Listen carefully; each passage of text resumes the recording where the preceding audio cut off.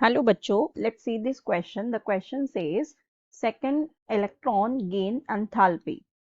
Option A is always negative, B is always positive, C can be positive or negative and D is always zero. So देखो यहाँ पे हमें बात करनी है सेकेंड इलेक्ट्रॉन गेन एंथैल्पी की, ठीक है। सो देखो जो हमारी सेकेंड इलेक्ट्रॉन गेन एंथैल्पी होती है, इलेक्ट्रॉन गेन एंथैल्पी जो हमारी होती है, इसे हम कैसे डिफाइन करते हैं? इसे हम डिनोट इस तरह से करते हैं। अगर हमें इसे डिफाइन करना हो तो हम कैसे करते हैं? It is defined as the enthalpy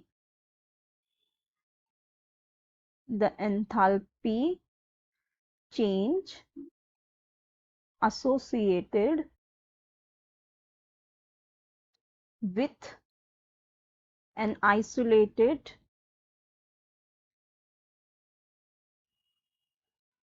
gaseous atom when it gains an electron to form its corresponding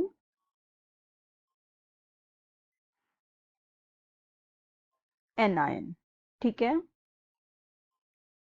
सो इसे हम क्या कहते हैं? इलेक्ट्रॉन गेन एंथैल्पी, ठीक है। अब हमसे यहाँ पे ये कह रहे हैं कि जो सेकंड इलेक्ट्रॉन गेन एंथैल्पी होती है वो क्या होती है, ठीक है। अब देखो इसे हम एक एग्जाम्पल से समझते हैं। अब जैसे हमारे पास कोई एक एटम है, सपोज हमने एक एटम लिया सल्फर, ठीक है। अभी ये सल्फर हमारा न्यूट्रल एटम है, ठीक है।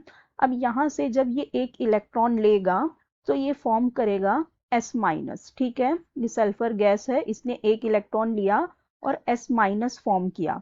अब यहाँ पे देखो क्या हो रहा है, एक न्यूट्रल एटम है, इसने एक इलेक्ट्रॉन लेके एक एनायन बनाया।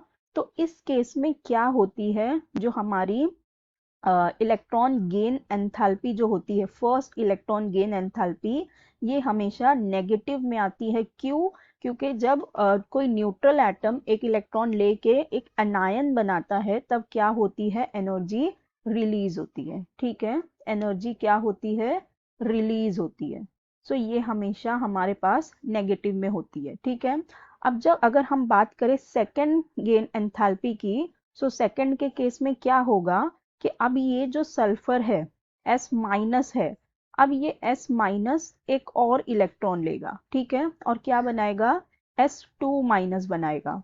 अब देखो ये जो है S माइनस, ये ऑलरेडी एक एनायन है, इसके पास ऑलरेडी एक एक्स्ट्रा इलेक्ट्रॉन है और इसके अंदर हम एक और इलेक्ट्रॉन ऐड कर रहे हैं। तो अब इससे होगा क्या? ये जो इलेक्ट्रॉन है, इन दोनों इलेक्ट्रॉन के बीच में क्या हो जाएंगी? रिपल्शन होने लगेगी, ठीक है। इनके बीच में रिपल्शन होने लगेगी। तो उस रिपल्शन को ओवरकम करने के लिए हमें और ज़्यादा क्या करना पड़ेगा? उसमें एनर्जी लगाना पड़ेगा। तो यहाँ पे क्या होती है, तो हमारी जो सेकंड एंथैल्पी आती है, सेकंड गेन एंथैल्पी, ये हमेशा किस में आती है?